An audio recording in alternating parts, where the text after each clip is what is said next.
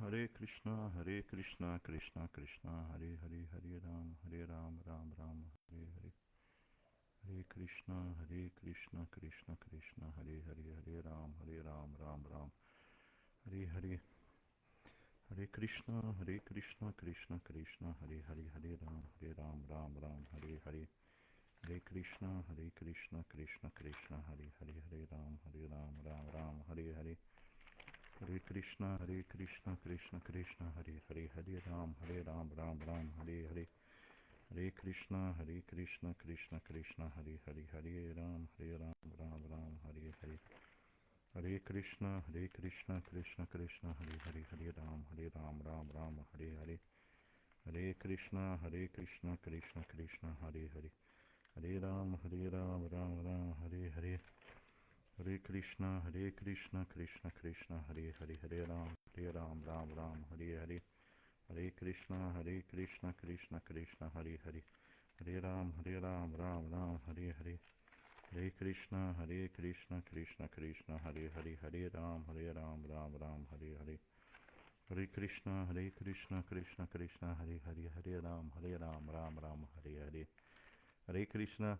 Tá me ouvindo bem? Obrigado, Marcelo. Hare Krishna, Krishna Krishna, Hare Hare, Hare Ram, Ram Ram, Hare Hare. Hare Krishna, Krishna Krishna, Hare Hare, Hare Ram, Ram Ram, Hare Hare. Hare Krishna, Krishna Krishna, Hare Hare, Hare Ram, Ram Ram, Hare Hare. Hare Krishna, Krishna Krishna, Hare Hare. Hare Ram, Ram Ram, Hare Hare. Hare Krishna, Krishna Krishna, Hare Hare. Hare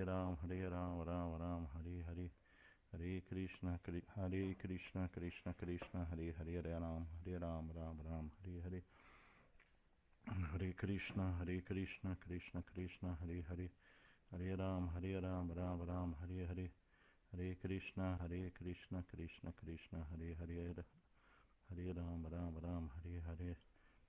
Hare Krishna, Krishna Krishna, Hare Hare. Hare Ram, Ram, Hare Hare. Hare Krishna, Krishna Krishna, Hare Hare, Hare Ram, Ram, Hare Hare.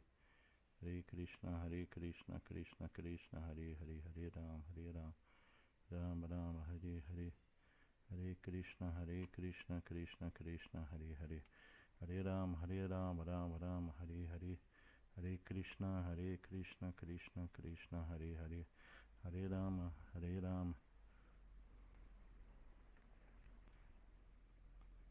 Ram Ram, Hare Hare. Hare Krishna. Então, bom dia a todos. Hare Krishna, nossas mais humildes reverências, todas as glórias Srila Prabhupada.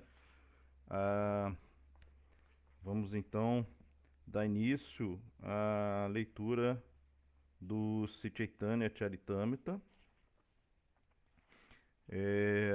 Esse que é o livro, é a biografia de Sri Chaitanya Mahaprabhu, né? É a biografia de Sri Chaitanya Mahaprabhu, em que Sri Chaitanya Mahaprabhu é descrito a partir do momento que Sri Chaitanya Mahaprabhu toma sannyasa, né? O que fala dos passatempos de Sri Chaitanya Mahaprabhu anteriormente a isso é o Chaitanya Bhagavata de Vrindavananda Thakur. Então vamos fazer a leitura.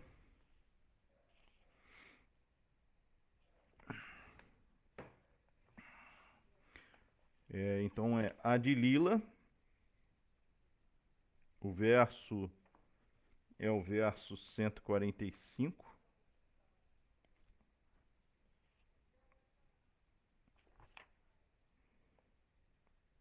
Do capítulo 7. Jaya Jaya Sri Chaitanya, Jaya Nityananda. Jaya Jaya Sri Chaitanya, Jaya Nityananda. Jaya Advaita Chandra, Jaya Gaurabhakta Vrinda. Jaya Advaita Chandra, Jaya Gaurabhakta Vrinda. Jaya Jaya Sri Chaitanya, Jaya Nityananda. Jaya Jaya Sri Chaitanya, Jaya Nityananda.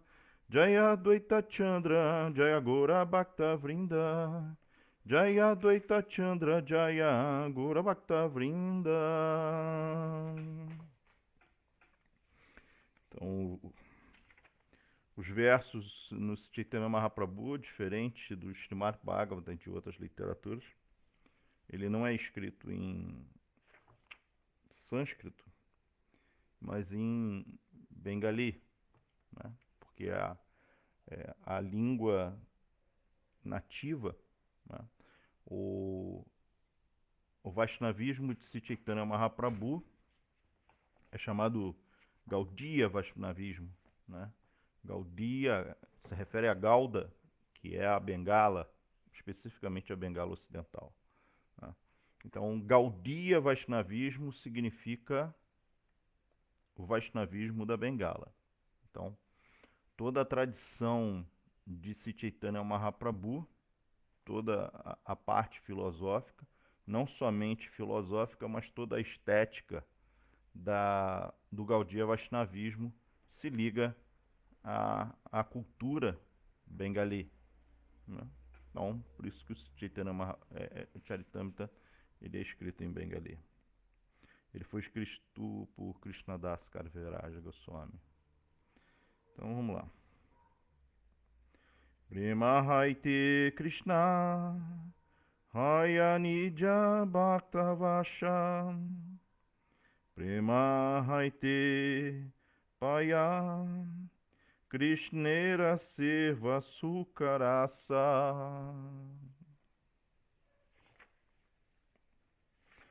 Então, tradução, palavra por palavra. Prema, o amor a Krishna. Haite, de Krishna, a suprema personalidade de Deus. Raya, torna-se. Nidya, Nija, seus próprios. Bhakta, Vasha, submisso aos devotos. Prema, amor a Deus. Haite, de Paya, obtém. Krishnera, do Senhor Krishna. Seva Sukha Rasa, a doçura do serviço devocional. Tradução: o Senhor Supremo, que é maior do que o maior, torna-se submisso mesmo a um devoto muito insignificante, por causa do serviço devocional deste. A natureza bela e elevada do serviço devocional faz com que o Senhor infinito se submeta à entidade viva, infinitesimal, em atividades devocionais recíprocas com o Senhor. O devoto realmente goza da doce qualidade transcendental do serviço devocional. Significado dado por sua divina graça a C. Bhaktivedanta Swami Srila Prabhupada.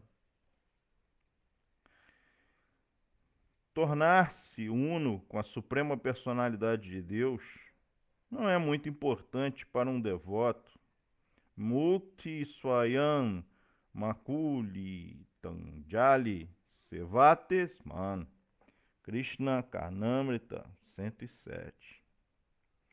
Falando de sua própria experiência, esse Krishna Karnamrita ele foi escrito por um devoto, e ele é anterior a Sri Chaitanya Mahaprabhu, né? É um grande... ele escreve livros que são muito inspiradores. Um deles é um livro chamado Krishna Karnamrita, né? E que são passatempos de Krishna. E ele escreve aquilo que ele viu no Samadhi dele, né? O que é o Samadhi? Samadhi é quando o seu corpo está aqui nesse mundo, mas a sua consciência ela está no mundo espiritual, né? Existem várias passagens de mestres espirituais da nossa sucessão discipular, acharyas, e que entram nesse estágio de Samadhi, e depois eles descrevem nos seus livros aquilo que eles viram no Samadhi, né?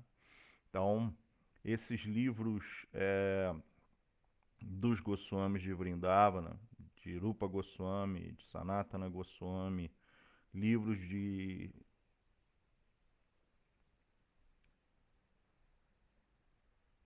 enfim, de associados de Sri Chaitanya Mahaprabhu, né?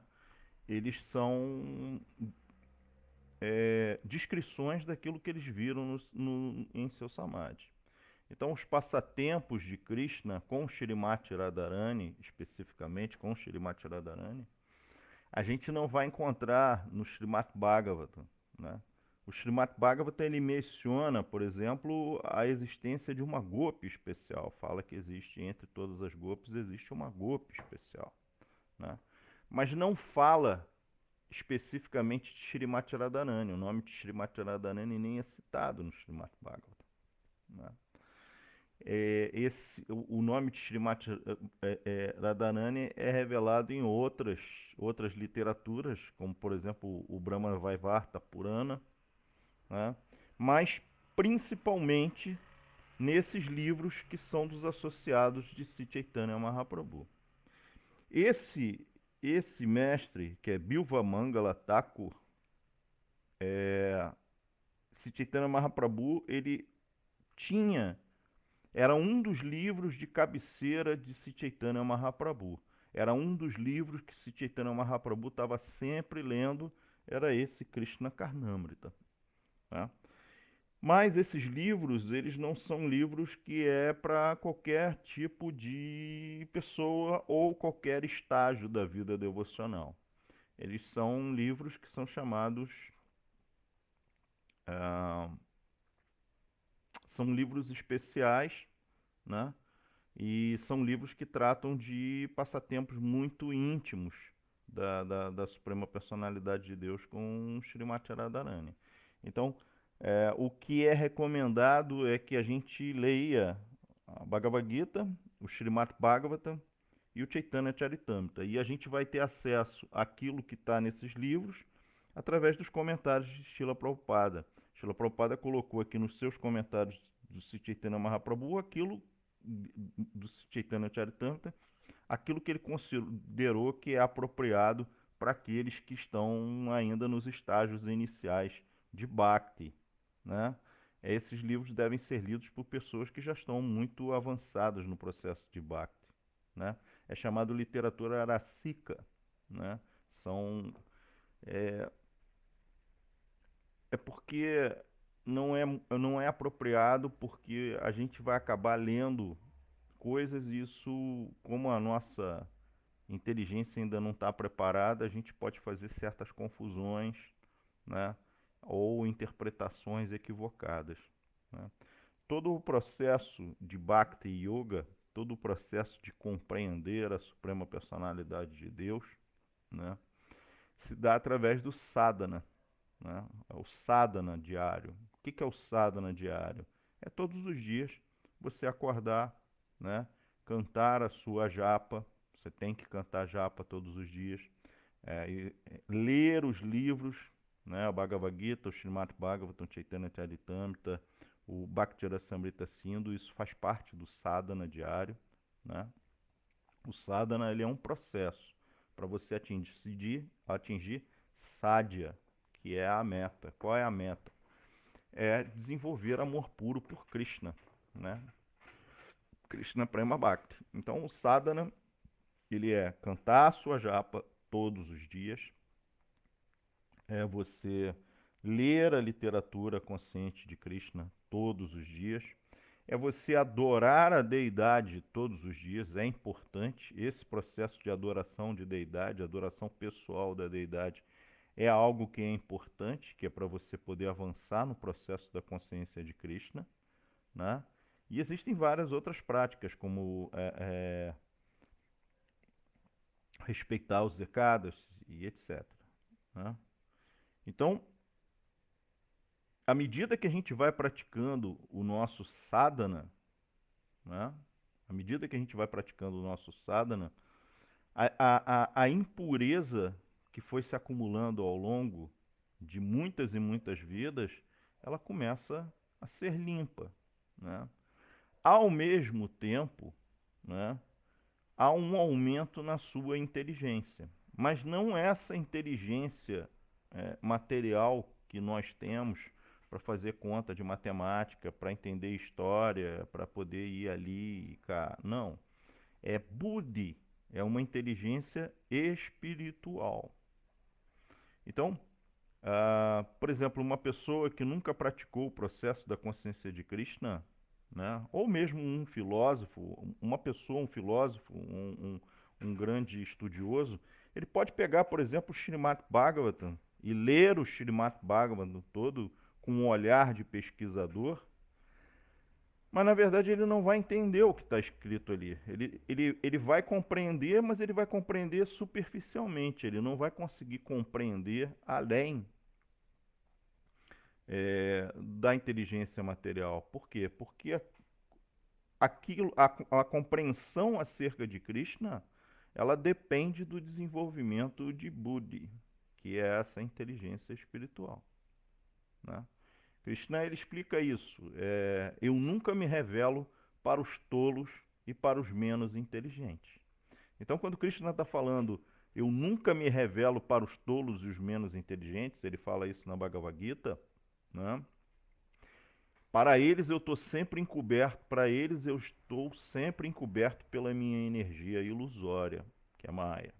Então, quando Krishna fala que ele nunca se revela para os tolos e menos inteligentes, ele está falando dos menos inteligentes sobre o aspecto espiritual.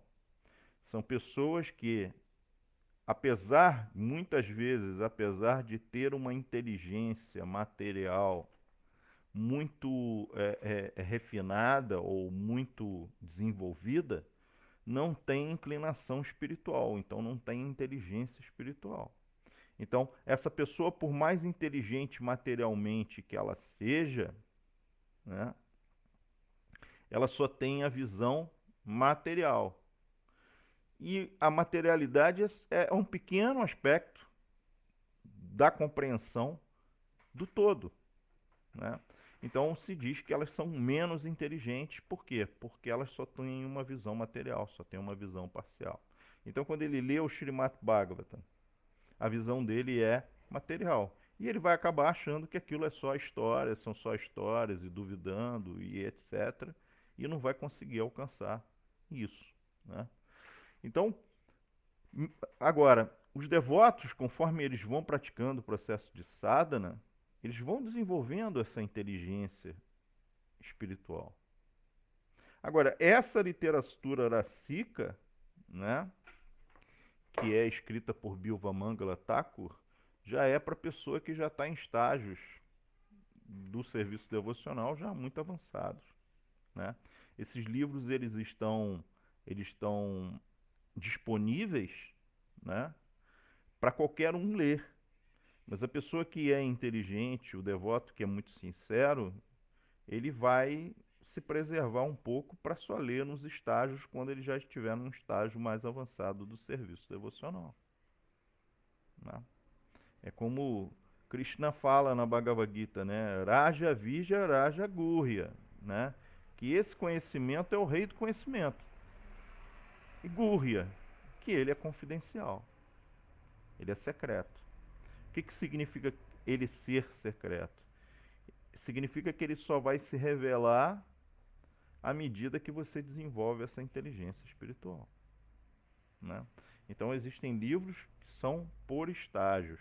Então o devoto ele deve primeiro estudar a Bhagavad Gita, ler os outros livros de Srila Prabhupada e principalmente ler a Bhagavad Gita comentada por Srila Prabhupada, porque como eu disse, nós nos primeiros estágios nós ainda não temos inteligência espiritual suficiente.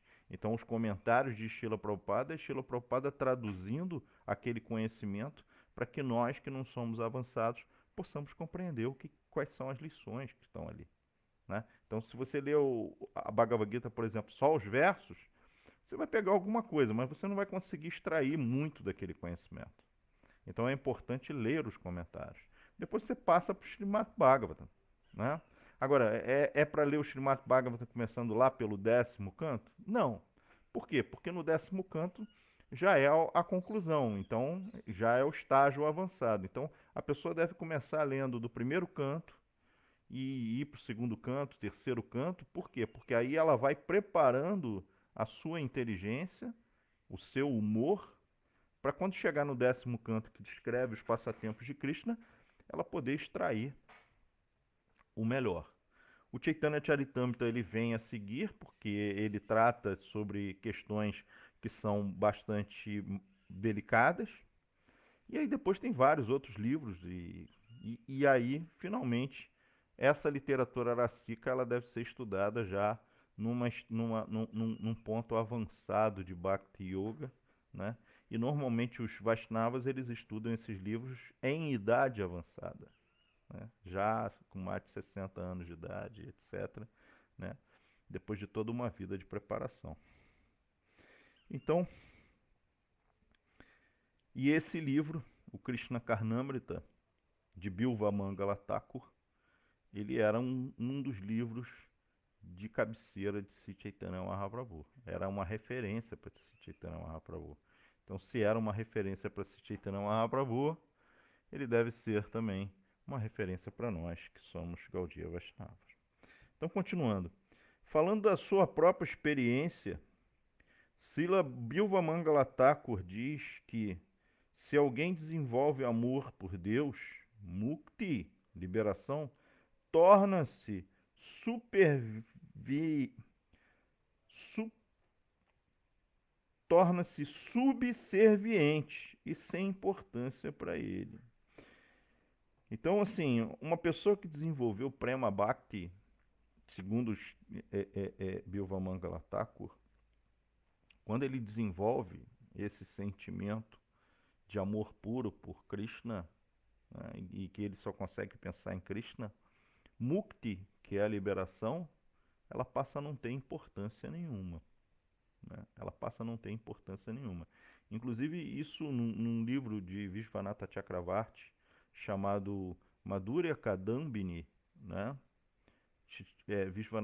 Srila Vishvanatha Chakravarti, ele, nesse livro, Madhurya Kadambini, ele vai descrever os diferentes estágios ah, do processo para a consciência de Krishna, né? Então ele vai descrever que no primeiro estágio, né, a pessoa ela entra em contato com algum devoto, né? Por quê? Porque é interessante porque não é Krishna que outorga Bhakti, né? Mas é o devoto que outorna Bhakti, né? Jaya Mukundananda. É, segura Hari pegando-se Krishna Karnamrita na cabeceira e lendo. E é interessante porque provavelmente ele lia e não parava de chorar, né? Não parava de chorar. Assim, imagina, ele estava ali no bhava de um devoto, né? Era Krishna num bhava de um devoto, assim, então as emoções. Então, nesse livro, Madhurya Kadambini, ele vai explicar que quem outorga Bhakti é o devoto, né? Que Krishna ele dá mukti facilmente, ele dá liberação desse mundo material, Krishna concede facilmente. Mas Bhakti ele não dá para qualquer um. Por que ele não dá para qualquer um? Porque Bhakti prende Krishna. Chega um momento, que é o tema desse verso aqui, em que inicialmente o devoto ele é completamente dependente de Krishna. E ele vai ser sempre dependente de Krishna.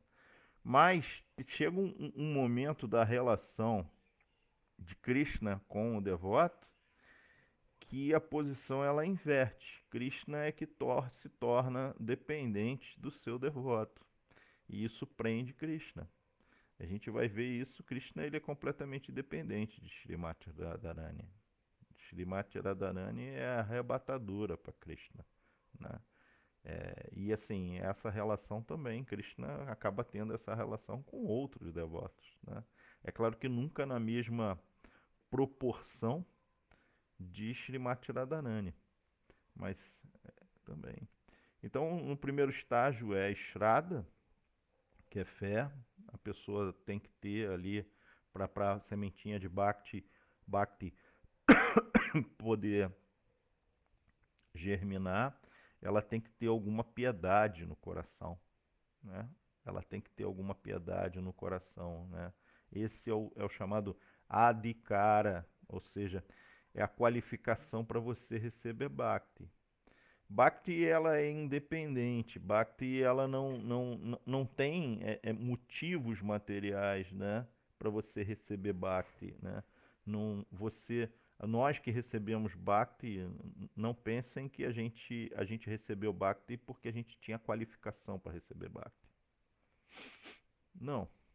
Bhakti está sendo distribuída para todas as pessoas no mundo inteiro, qualquer um, né? Você vê os devotos aí estão no Ocidente, estão desde a década de 60 ali, instruídos por Srila Prabhupada para distribuir a literatura consciente de Krishna. Milhões e milhões de pessoas receberam esses livros, milhões e milhões de pessoas ouviram o cantar do Mahamantra Hare Krishna, né? As pessoas ouviram isso tudo, ouviram a mensagem de Srila Prabhupada, mas uma pequena quantidade de pessoas conseguiu captar isso e praticar na sua vida. Por quê? Porque é igual a chuva. A chuva ela cai em todos os lugares. A chuva ela cai no mar, ela cai na pedreira, ela cai no deserto e ela cai na terra fértil. Mas o único lugar em que vai germinar alguma coisa e que vai nascer é na terra fértil, né? A água pode cair no mar, que não vai fazer nada, na pedreira as plantas não vão nascer, e assim é a semente de Bhakti, ela é distribuída indiscriminadamente para todas as pessoas. Mas, para isso, o coração da pessoa tem que estar fértil para que essa sementinha ela germine. Mas tem uma boa notícia nisso tudo, né? Mesmo essas pessoas que a sementinha de Bhakti não germinou ainda, quando elas ouviram Mahamantra Hare Krishna, quando elas viram um devoto, quando elas viram a imagem de Jagannatha, essa sementinha ela ficou ali guardada dentro do coração dela. E em algum momento, quando o seu coração se tornar mais fértil, aí essa plantinha ela vai germinar. É como um deserto, né? Num deserto você pode botar uma sementinha ali e ali não tem água, não tem nada, a sementinha vai ficar ali no deserto e vai ficar adormecida, né? Porque é árido.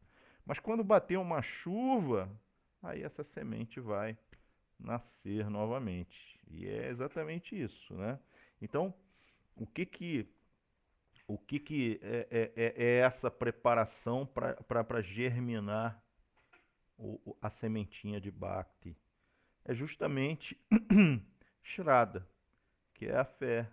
É você ter pelo menos alguma fé, mas para que você tenha alguma fé, você tem que ter um coração piedoso, você tem que ter um desejo e um desejo de buscar a transcendência e uma séria dúvida de que tudo que existe é esse mundo que está à nossa volta, né? Então a pessoa ela acaba buscando uma realidade transcendente. Então aí Bhakti começa a surgir no coração da pessoa, né? E aí ela surge por causa de sadhu sanga, que é o segundo estágio, que é a associação com os devotos, associação com pessoas santas.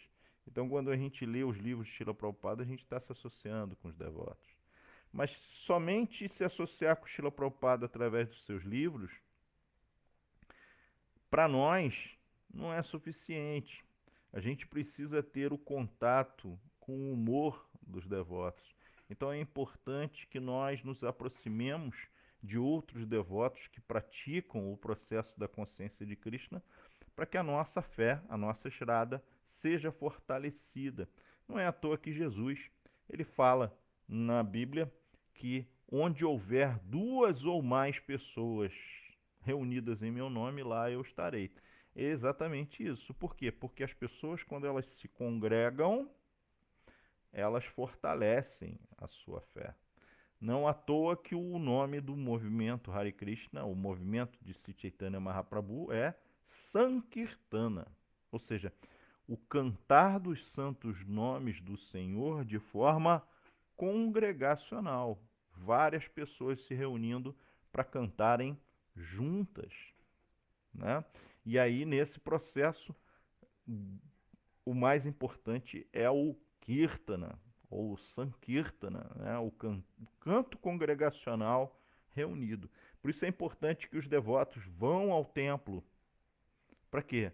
Para poder cantar o Mahamantra Hare Krishna junto com outros devotos, né? Tem um livro de Srila Bhaktisiddhanta Sarasvati Thakur, em que ele fala, ele explica exatamente, ele fala que, ó minha mente, cantar o Mahamantra Hare Krishna não é de forma isolada, ou seja, você cantar o Mahamantra Hare Krishna sozinho, na sua casa, isoladamente, aí eu não me associo com outras pessoas e tudo mais.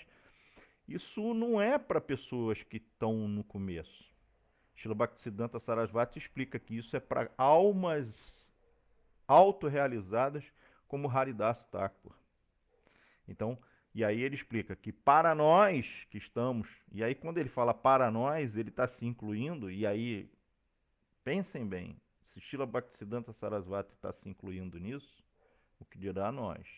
E aí Srila Bhaktisiddhanta Sarasvati fala que para nós que ainda não atingimos o estágio de Haridas Thakur, o processo principal é sadhusanga, que é se associar com pessoas santas, com devotos, né? Então, começa com Shraddha, a fé, depois sadhusanga, depois o devoto começa a praticar bhajana kriya. O que é bhajana kriya? É o sadhana diário, são todas as práticas de bhakti, né? São todas as práticas de bhakti que estão envolvidas para que você possa alcançar Krishna Prema, que é o cantar da japa, é adorar a deidade, se associar com os outros devotos, praticar o kirtana, ler a leitura. E aí, à medida que você vai fazendo o bhajana kriya, você vai conseguindo, você entra num outro estágio, né? Que é anartha nivriti. Em anartha nivriti, você começa a se livrar de todos esses anartas, ou essas más qualidades, né? As más qualidades que nós temos e que nós desenvolvemos, né? E principalmente a gente começa a experimentar de fato Bhakti. A gente começa no estágio de Anartha Nivriti, você começa a se tornar uma pessoa melhor, né? Todas essas tendências ruins de egoísmo e etc., apegos materiais, ele vai sendo limpo, né?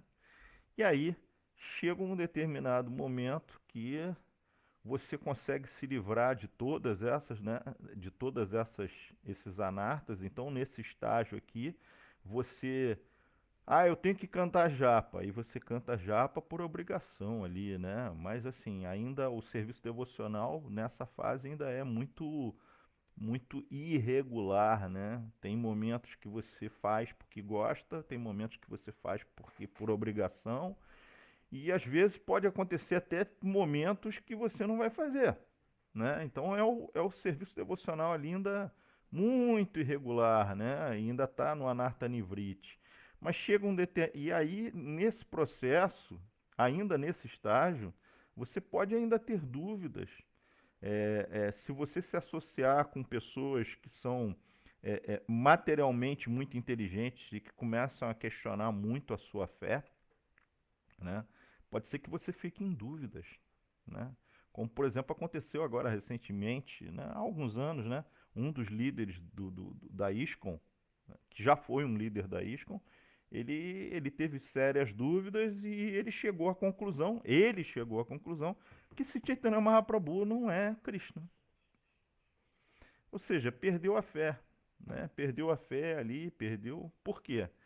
Porque começou a especular mentalmente e tudo mais. Então, nesse estágio, isso pode acontecer. Por isso que a gente tem que tomar muito cuidado com as nossas associações, a gente tem que se associar mesmo com fazer o sadhusanga. Não à toa que Sri Chaitanya Mahaprabhu fala que as palavras que vêm da boca de um impersonalista são como um veneno e que podem comprometer todo o serviço devocional. Por quê? Porque um impersonalista ele tem argumentos muito bons para interpretar as escrituras, né? Então ele pode incutir no coração do devoto, ainda nos seus primeiros estágios, dúvidas. E aí ele se afasta e aí ele perde Bhakti, porque ele vai acabar cometendo ofensa, etc. Eu vi alguns devotos da minha geração acontecendo isso. Se tornarem personalistas, e aí depois de se tornarem personalistas, acabaram abandonando também o personalismo e hoje em dia não fazem absolutamente nada. Então tem que tomar muito cuidado. Então, à medida que a gente vai se associando com os outros devotos, praticando Bhakti, etc., a gente vai chegar a um momento em que nós vamos chegar no outro estágio, que é Nista. Em Nista, o devoto ele está completamente estável. Agora ele está fixo no serviço devocional. Agora nada tira essa fé dele. Ele pratica o seu sadhana de forma regular. É todos os dias e o principal ponto da vida dele é o sadhana. Todas as outras coisas são secundárias, né? E aí, chegando a esse estágio de Nista e praticando, mas aqui em Nista, ele ainda pratica o processo da consciência de Krishna de forma por obrigação, né? Mas ele vai insistindo, e aí, à medida que ele vai insistindo, ele começa a sentir o gosto. Aí vem o gosto. Aí é Ruti, né? Aí ele começa a se distrair. Toda vez que ele vai fazer o sadhana dele, ele sente prazer. E aí, imagina, você fazer alguma coisa que te dá muito prazer, você tem necessidade de estar sempre repetindo. Quando você chega nesse estágio de Ruti ali, aí você já está sentindo muito prazer. Aí você faz, canta japa, sentindo prazer. Então, se deixar, você fica cantando japa o dia inteiro. O dia inteiro, não para, não para. Você vai querer adorar a deidade o tempo todo. Você vai querer ler a literatura Consciência de Krishna o tempo todo. Você só vai tomar praçada. Você não vai ter desejos de comer outras coisas que não seja praçada, porque é o que vai te dar muito prazer. E aí, nesse momento, aí Prema Bhakti começa a surgir no seu coração, né? E aí, quando você sente esse gosto, aí vem o estágio, que é a Shakti. A Shakti é um uma profunda compulsão ou apego a Krishna. Nesse momento você já não tem mais apego nenhum ao mundo material. O apego é somente a Krishna. Você só quer falar de Krishna, você só quer pensar em Krishna, você só. Esse é o Ashakti. E isso ainda não é prema. Quando você desenvolve esse sentimento de profundo apego a Krishna, né? Aí você chega num estágio que se chama Bhava. Bhava é como o nascer do sol, né? É como o nascer do sol ali, quando começa os primeiros raios do sol ali, aí Prema Bhakti começa a surgir. Enquanto que Prema Bhakti é o sol ao meio-dia. É quando o mundo é completamente ofuscado por Bhakti.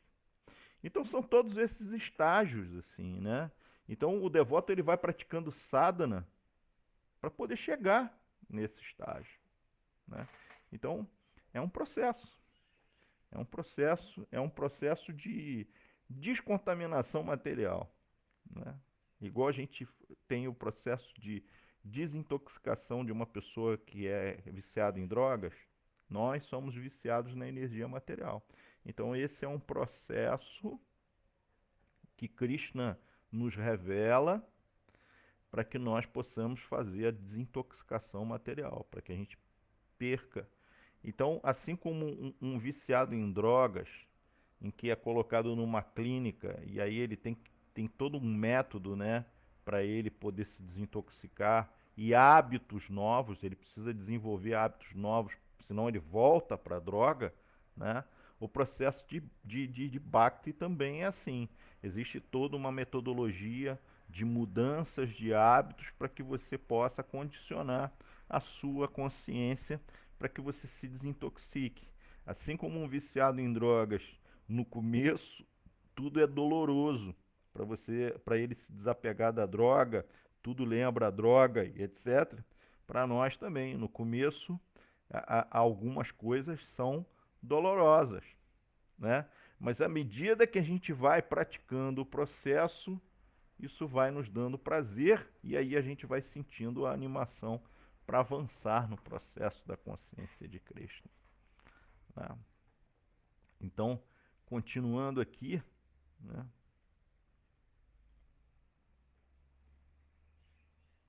Então, para o devoto que atinge Prema Bhakti, ali Mukti, a liberação, não faz a menor diferença, não faz mais diferença. Por quê?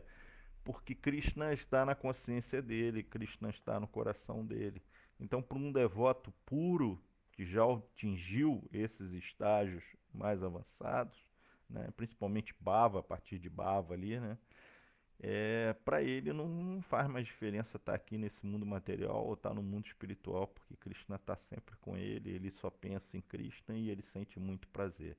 Ele sente o prazer que ele sentiria lá no mundo espiritual, é o mesmo prazer que ele sente aqui nesse mundo, porque ele está em comunhão com Krishna. O padrão de mukti dos filósofos mayavadis, que é se fundir ao Brahman, é muito insignificante para o devoto, pois mediante o serviço devocional, mesmo a suprema personalidade de Deus se subordina a ele. O exemplo concreto disso é que o Supremo Senhor Krishna tornou-se o quadrigário de Arjuna. E quando Arjuna mandou conduzir sua quadriga até entre os dois exércitos, Senayor Ubayor Madhye Ratan Stapayame Achuta, Krishna obedeceu a sua ordem. A relação entre o Senhor Supremo e o devoto é tal que, embora o Senhor seja maior do que o maior, ele está disposto a prestar serviço a um devoto insignificante devido ao seu serviço devocional sincero e imaculado. Om Gyana Timirandasya Gyananjana Chalakaya Chakshuru Militandjana Tasmai Sri Gurave Namaha Sri Chaitanya Manobistan Staptanyana Bhutale Swayana Upahakadamahyanda Dati Swapadantikan Banderan Siguru Siuta Padakamalan Siguru Vaishnavancha Sirupan Sagrajantan Sahagana Ragunata Vitantan Sadivan Sadhuaitan Savadutan Parijana Sahitan Krishna Chaitanya Deva Sirada Krishna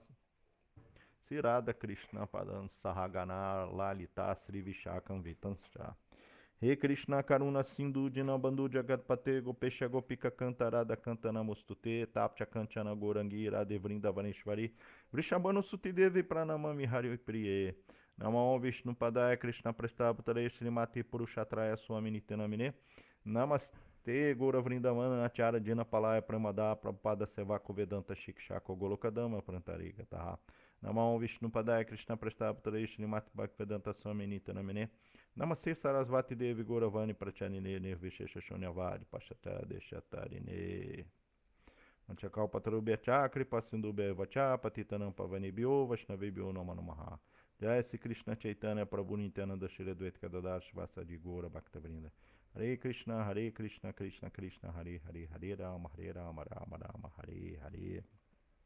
Então, o ponto principal desse verso aqui é que Krishna chega a um determinado momento da relação, o devoto, à medida que ele vai praticando sadhana, bhakti, né, ele chega a um momento que a sinceridade do devoto e o amor que ele tem por Krishna é tão grande que aquele amor que ele tem, ele acaba capturando o coração de Krishna e Krishna acaba se subordinando a esse devoto, né?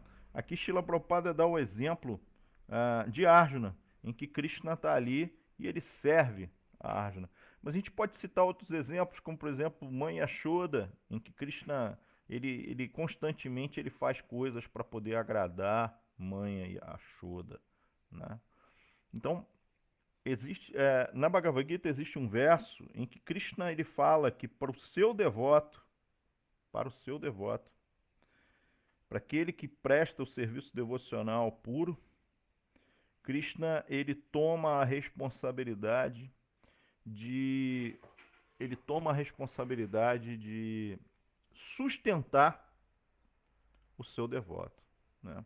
Assim, o devoto quando ele chega num estágio chamado Atmanivedana, em que ele se coloca completamente nas mãos de Krishna, né? Como Srila Prabhupada fez, né?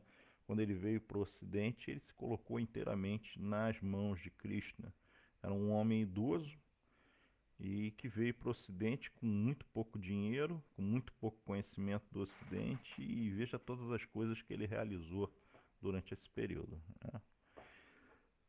Então, Krishna ele explica isso na Bhagavad Gita, que ele assume a responsabilidade de sustentar o seu devoto, assim como um chefe de família, ele sustenta a sua família, né? Tem até uma história que é muito. Essa história ela é narrada por Srila Vishvanatha Chakravarti e por Kavi Karnapura, né, que é um outro associado de Sri Chaitanya Mahaprabhu. É a história de um devoto chamado Arjunacharya. Arjunacharya, na verdade, não é Kavi Karnapura, é Vishvanatha Chakravarti que descreve isso. Se eu não me engano, no seu comentário da Bhagavad Gita, isso está lá na Bhagavad Gita de Vishvanatha Chakravarti, ou foi em outros livros de Vishvanatha Chakravarti. Bom, enfim, eu não vou lembrar exatamente qual é a fonte, mas eu sei que é Vishvanatha Chakravarti. Esse Arjunacharya, ele era um devoto, ele era um devoto brahmana. É uma história muito bonita, assim. Ele era um devoto brahmana, assim, muito pobre, mas ele era um Gaudiya Vaishnava.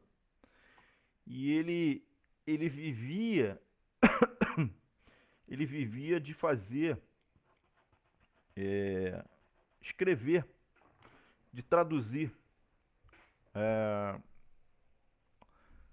as escrituras. Então é chamado copista, né? Porque não existia imprensa, não existia impressão, né? Nessa época. Ali é século XVII, mais ou menos, 1600 alguma coisa. Então ele ganhava dinheiro de que forma? Como é que ele sustentava a família dele? E a família dele era só ele e a esposa. Por algum motivo eles não tiveram filhos. Ele pegava escrituras como Srimad Bhagavatam, Bhagavad Gita, então ele fazia cópias, né? São folhas de palmeira assim, né?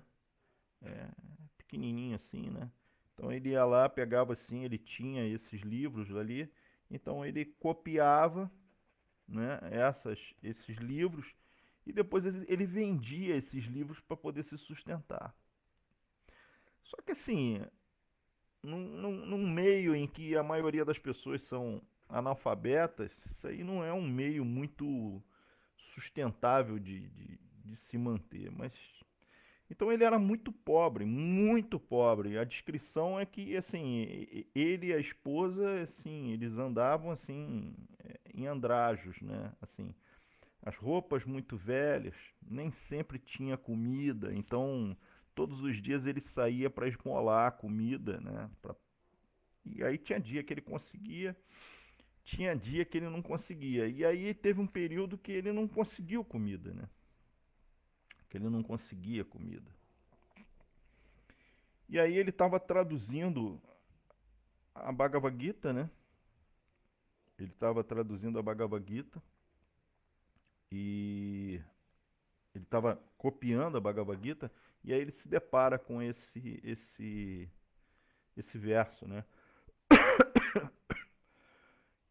Depois eu vou procurar esse verso para colocar aqui nos comentários. Eu não lembro exatamente qual verso que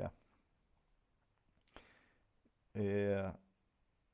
E aí ele se deparou com esse verso em que Krishna afirma que para o seu devoto puro, ele assume a responsabilidade do seu sustento como um chefe de família.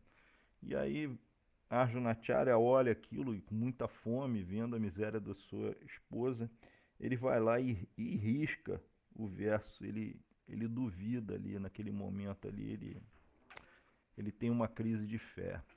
E aí ele deixa ali e sai para poder esmolar a comida, né? Enquanto ele está na rua esmolando comida, a esposa dele dentro de casa, né? A cabaninha deles lá fechada, né? Provavelmente uma cabana de barro e palha. E aí ela escuta alguém chamando Arjunacharya. Mas ela tinha vergonha assim das roupas dela, né? Porque eram muito velhas e etc. E aí ele ouve alguém chamando do lado de fora. Ela ouve alguém chamando do lado de fora Arjunacharya. Aí ela de dentro assim, atrás de uma, de uma esteira de palha, pergunta: quem quer falar com Arjunacharya?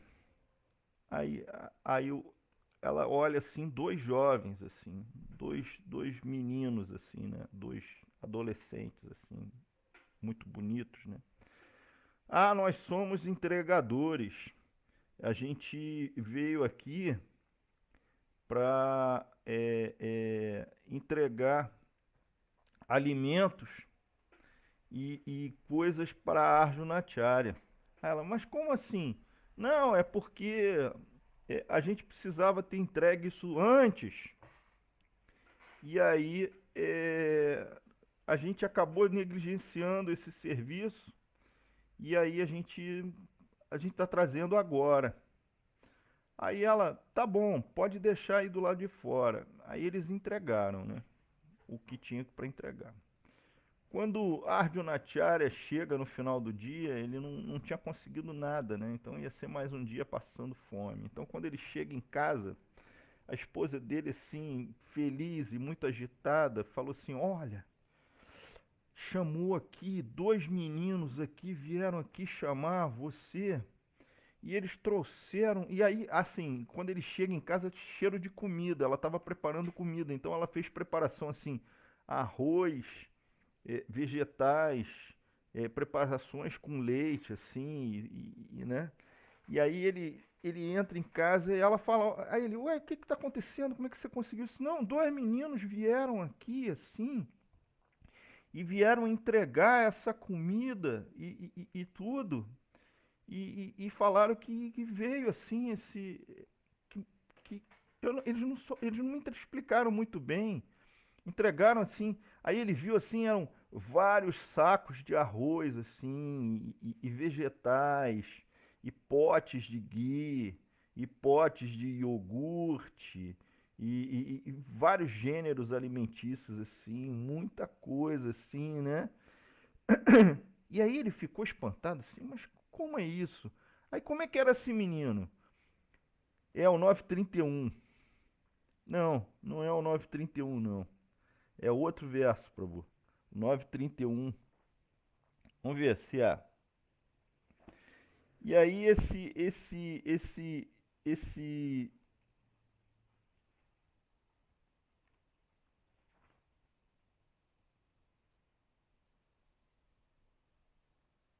esse menino, aí ela começa a descrever esses meninos para ele.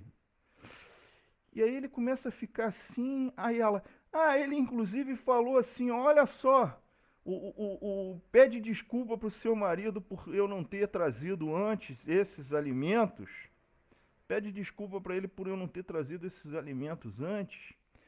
E assim, fala para ele que tudo bem, porque ele me fez isso daqui. Aí mostrou assim no peito um risco assim, de fora a fora. Aí Arjunacharya percebeu que era o próprio Krishna e Balarama que vieram trazer alimento para ele. E aquele risco é porque Arjunacharya tinha riscado o verso duvidando de Krishna, né? Então, esse verso, ele é um verso importante, né? Vamos ver se é esse verso mesmo. Na verdade não é esse verso não, Prabhu. É outro verso. Eu vou procurar esse verso e vou colocar aqui o verso em que Krishna fala que ele sustenta o seu devoto. O verso 9:31, ele fala que o devoto jamais perece, mas aí é outro contexto. Aqui está falando de sustento material mesmo, é de sustento. Então, assim, Krishna, quando o devoto ele é muito sincero, quando o devoto ele é muito querido por Krishna, Krishna ele se submete à vontade desse devoto, né? E é justamente por causa disso que Krishna ele não outorga Bhakti para qualquer um, né? Porque, imagina, é algo assim muito íntimo, né? Ok? Então vamos. Depois eu vou botar o verso aqui. Eu vou procurar o verso direitinho. É porque assim, Kali Yuga, né? Assim, a memória da gente é muito ruim, né? A gente não lembra de tudo, todas as coisas, né? Então eu vou começar a encerrar por aqui, né? Então, a coisa mais importante, né? A coisa mais. Qual é o ponto principal? O ponto principal é a gente desenvolver esse relacionamento com Krishna. É a gente ter a fé e a gente ter a compreensão que, por mais difícil que a vida possa parecer ser, né? Krishna está olhando por a gente. Krishna muitas vezes ele não dá para a gente aquilo que a gente pede, né? Assim, os devotos assim eles pedem para Krishna, né? Ah, Krishna me ajuda nisso, me ajuda naquilo. Não é o perfeito, mas tudo bem. Ele é um amigo sincero, então às vezes a gente procura, quando está num momento de necessidade, a gente procura o amigo ali e fala, poxa, me ajuda. E Krishna ajuda, né? Pode ser que Krishna não dê tudo o que a gente deseja, não satisfaça todos esses desejos do nosso coração. Mas Krishna, ele não desampara a gente nunca, né? Eu já tive essa experiência, vários momentos muito difíceis da minha vida, né? É, em que quando eu achei que a coisa ia ficar assim muito feia, aí aconteceu alguma coisa que aliviou, né? Assim, o meu testemunho pessoal, né, da minha vida pessoal, assim, a minha vida não é uma vida muito fácil, assim, né? Eu não tenho muitas facilidades e tudo. Ali a vida é dura, tem que trabalhar todo dia, né? 44 horas semanais ali no empreguinho e às vezes falta dinheiro no fim do mês, às vezes falta alguma coisa, principalmente quando alguém fica doente ou quando o carro quebra. E aí quando você pensa, puxa, aí ficou difícil, aí aparece a situação, algum devoto ou alguma situação que te facilita. Então, assim, a vida para o devoto ela nunca é assim um mar de rosas. Sempre vai ter ali as dificuldades. A gente não tem muita facilidade. Mas também a gente não fica desamparado, né? Então, o Krishna sempre vai dar ali o suficiente para a gente poder viver, o suficiente para a gente poder praticar o nosso processo de Bhakti, né? Esse é que é o mais importante, é praticar o processo de Bhakti. Porque se você não pratica, quando você pratica o processo de Bhakti Yoga, né, quem vai cuidar da tua vida é Krishna. Agora, se você não pratica o processo de Bhakti Yoga, aí que vai cuidar da tua vida? É o teu karma.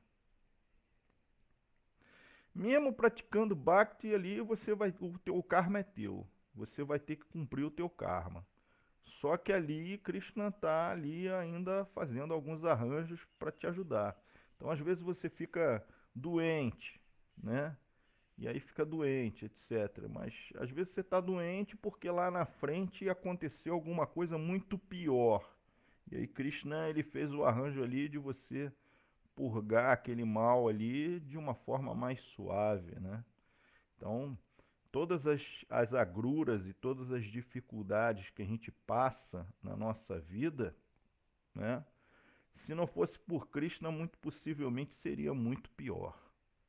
Então, Krishna ali é o amigo sincero que está ali do nosso lado o tempo todo, nos ajudando. Assim, ele não vai carregar a pedra para a gente. A pedra que a gente criou em função do nosso karma, a gente vai ter que carregar essa pedra. Mas ele, às vezes, ele vai dar uma ajuda ali, né? Ele vai mandar uma chuva para aliviar o sol, ou ele, em determinado momento, ele vai arranjar ali uma grama para você descansar, porque está cansado de carregar aquela pedra, né? Ou, às vezes, ele mesmo vai botar a mãozinha ali na pedra para diminuir um pouquinho o peso da pedra. Mas a pedra você tem que carregar. E vai chegar um momento que você vai se livrar completamente dessa pedra e aí você vai poder caminhar com Krishna como seu amigo muito íntimo, né? Então, tenham fé em Krishna. Tenham fé em que Krishna age de fato na nossa vida o tempo todo. Ele é uma pessoa que está presente na nossa vida, que nos ama muito e que está sempre interessado em nos ajudar, está sempre interessado em nos facilitar, né? Imagina, Krishna não depende da gente para absolutamente nada. Nada, nada, nada, nada. Ele tem uma vida completamente independente. E nós dependemos de Krishna para tudo. No entanto, esse desejo de convivência é muito maior dele para com a gente do que da gente para com ele, né? Então, isso é a misericórdia de Krishna. Krishna está sempre ajudando a gente, está sempre nos guiando, né? E Shrimati Radharani está sempre olhando por nós também. Então, eu queria agradecer a todos os devotos. Deixa eu ler os comentários aqui. Marcelo Magalhães, Hare Krishna. Marcos Hanuman, reverências. Raul Tindeli, Hare Krishna. Mukundananda, que eu já li aqui, né? Ele, Chaitanya Mahaprabhu lendo o Krishna Karnamrita, deve ser uma visão interessante. É uma forma de meditar, né, também, né? Lila Govinda Dassa, no templo de Porto Alegre, quando vi uma montanha de parafernália de Krishna para ser lavado, pensei, meu Deus, era pura misericórdia, néctar. Mesmo que leve 1 milhão de vidas, meu objetivo seja sempre serviço devocional desinteressado e ininterrupto por Guru Krishna e Vaishnava. Radhe Hare Krishna, Prabhu. Anabela Oliveira. Lila Govinda, a finalidade do conhecimento védico é o serviço devocional. A conclusão de todos os Vedas é que Krishna estu Bhagavan Swayam, que Krishna é a origem de todas as encarnações e que o serviço devocional é o que nos aproxima dele.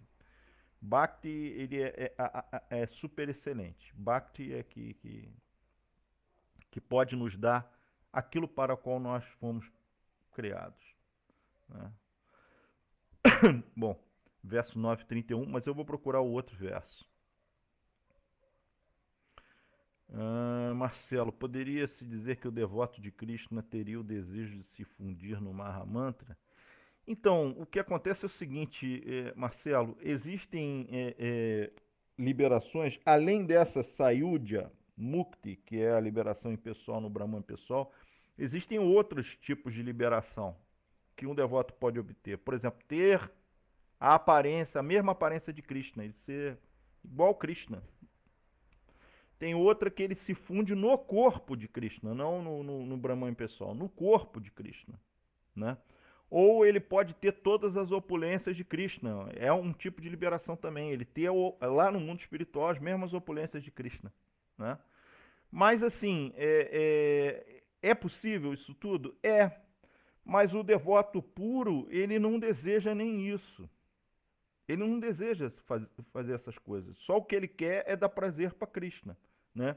É o famoso verso Anyabilashta Shunya Gyana Karamadiya Navritam Anukulena Krishna Anushilanam Bhakti Uttama. Que Bhakti Uttama, que é Bhakti de mais alto nível, é você, com todo o esforço da sua mente, do seu corpo, agir para dar prazer exclusivamente para Krishna. Você não deseja prazer para você deseja prazer só para Krishna. É completamente altruísta. Você não deseja Reciprocidade. Você deseja dar prazer para ele, mas você não quer prazer. Mas claro que você vai sentir prazer. Claro que você vai sentir prazer. E esse desejo de dar prazer para Krishna não pode estar contaminado nem por karma, nem por jnana. O que é karma? Karma é desejo de obter bens materiais em consequência do serviço a Krishna, né? Quando você fala para alguém assim, olha, por que você não faz isso? Aí a pessoa assim, mas o que eu vou ganhar com isso? É isso, né? O que eu vou ganhar com isso? Bhakti Uttama você está fazendo, o que eu vou ganhar é indiferente. Eu não quero ganhar nada, só quero dar prazer para Krishna. E a outra é contaminação de jnana. Qual que é contaminação de jnana? É desejo de liberação. Então o devoto avançado, ele não deseja liberação. Ele não deseja nem ir para Goloka Vrindavana. Claro que, inevitavelmente, ele vai acabar, se Krishna quiser, sendo elevado para Goloka Vrindavana, né? Mas ele não deseja isso, ele não quer ir para o mundo espiritual. Ele quer servir a Krishna. Isso é secundário, né? Você vê, por exemplo, a Arjuna. A Arjuna está o tempo todo com Krishna.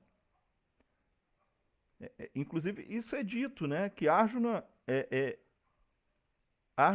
ele nunca esteve no mundo espiritual. Por quê? Porque ele participa de todos os passatempos de Krishna, em todos os universos materiais. Então ele está constantemente com Krishna. Então ele não precisa da liberação, ele só precisa estar com Krishna. Isso aí é o prazer, né? Marcos Hanuman, ok, muito obrigado, Mayapur, pelo serviço. Também passei por essa realização em Krishna, sustentou no momento crítico e pedi que ele... Exatamente, ele sustenta a gente o tempo todo, né?